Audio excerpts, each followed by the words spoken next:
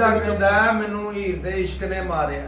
ਰਾਂਝੇ ਨੂੰ ਮਿੱਠੀ ਨੈਣ ਕਹਿੰਦੀ ਏ ਤੈਨੂੰ ਇਸ਼ਕ ਨੇ ਨਹੀਂ ਮਾਰਿਆ, ਮੈਂ ਤੈਨੂੰ ਦੱਸਣੀ ਆ ਇਸ਼ਕ ਕੀ ਏ। ਸਰਕਾਰ ਫਰਮਾਉਂਦੇ ਨੇ, ਵਾਰਿਸ ਸ਼ਾਹ ਸਰਕਾਰ ਲਿਖਦੇ ਨੇ ਕਿ ਮਿੱਠੀ ਬੋਲਦੀ ਜੂ ਤਦਬੀਰ ਕਰਕੇ ਓਏ ਤੈਨੂੰ ਦੱਸਨੀਆਂ ਰਾਂਝਿਆ ਛੋਰਾ ਵੇ ਹਾਲ ਇਸ਼ਕ ਦਾ ਖੋਲ ਸੁਣਾਵਨੀਆਂ ਉਹ ਜਿਹੜਾ ਵਰਤਿਆ ਪੂਰਾ ਪੂਰਾ ਵੇ ਪੰਧ ਇਸ਼ਕ ਦਾ ਚੱਲਣਾ ਬਹੁਤ ਔਖਾ ਰਾਹ ਇਸ਼ਕ ਦਾ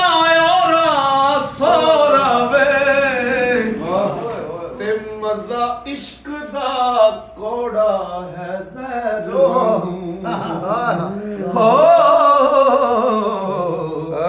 ਉਹ ਤਲੀ ਕੱਤ ਕੇ ਫੱਕਾ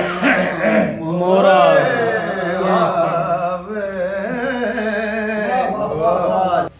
ਕਾਲੇ ਇਸ਼ਕ ਦੇ ਹਰਫ ਜੋ ਨਾਗ ਬੈਠੇ ਉਹ ਕੁੰਡਲ ਕੱਤ ਕੇ ਤੇਰਾ ਚੋਰਾ ਵੇ ਪੇਤ ਇਸ਼ਕ ਦੇ ਨੂੰ ਸੋਈ ਜਾਣਦਾ ਏ ਮਰਦ ਰਿੰਦ ਜੋ ਅਕਲ ਦਾ ਗੋਰਾ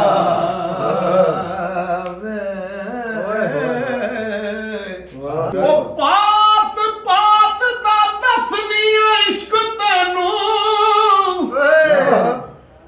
ਜਿਹੜਾ ਹੋਵੇ ਕੇਰਾਤ ਤੋਰਾਵੇ ਵਾਰਿਸ ਸ਼ਾਹ ਰੰਜਟ ਨੂੰ ਇਸ਼ਕ ਦਸਾਂ ਇਸ਼ਕ ਜਿਵੇਂ ਨਥੂਰ ਦਾ ਫੋੜਾ